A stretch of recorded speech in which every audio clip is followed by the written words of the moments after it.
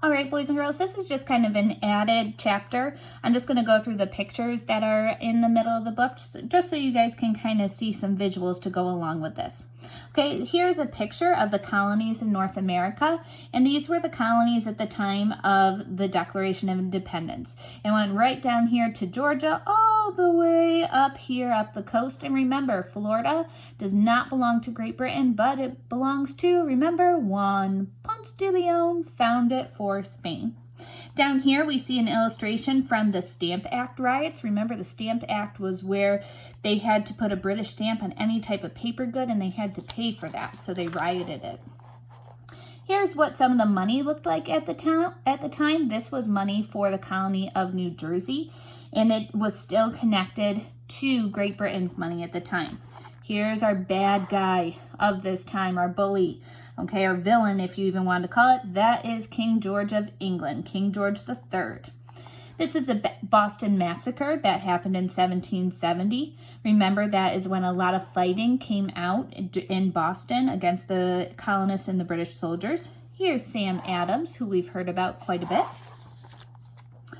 Over here, this is a picture of the Boston Tea Party. Remember, this was when the colonists were done and over with all of the taxes on tea, that they dressed up like Native Americans, and they dumped all of that tea into the harbor. And this was really when King George got really, really mad, and this is when people said enough is enough. We have to do something against King George.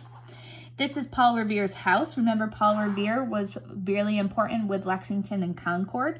He was the one who told the colonists that the British were coming and that they needed to move all of their weapons away. And again, here's another picture of Paul Revere. He's warning them. There he is on his horse saying, the British are coming. You need to move. We need to get out of here and move our weapons. Here's George Washington, very much a younger version of normally we see. He is not our president yet. We are not the United States. Here he is a general. Here is that Battle of Lexington that we were talking about.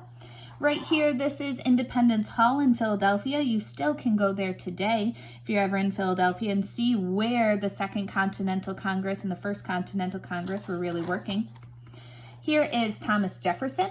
This is an older picture of him. He was much, much younger when he wrote the Declaration of Independence.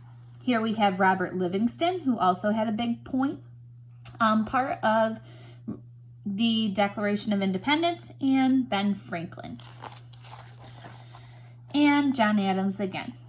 Here we have Graff House in Philadelphia. This is where actually Thomas Jefferson wrote the Declaration of Independence. Remember, he wanted a house kind of outside of town, so he really could not feel so distracted and really get to writing one of our most important documents. This is a famous picture you see very often. It's the signing of the Declaration of Independence.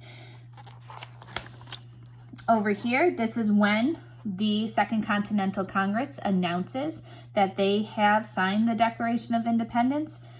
And here is a copy, a replica of the Declaration of Independence. Now, boys and girls, if you notice, it is exactly what I gave you, but it's all written in cursive, okay? Same language, though, that you saw in your assignment this week.